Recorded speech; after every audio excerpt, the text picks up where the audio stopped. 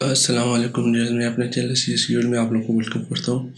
और आज की इस वीडियो में आप लोगों को बताऊँ कि एमएस वर्ड में आप कैसे पेज नंबर्स ऐड कर सकते हो।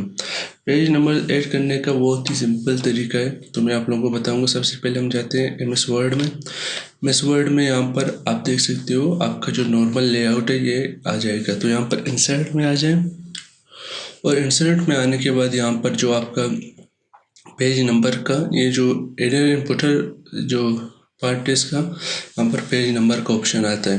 तो यहाँ पर जब आप इस पर क्लिक करते हो टॉप ऑफ द पेज मुख्तलिफ ऑप्शन आपको आते हैं। तो आप यहाँ पर जो भी ऑप्शन सेलेक्ट करेंगे वही पेज नंबर आपके वही स्टाइल यहाँ पर आ जाएगा।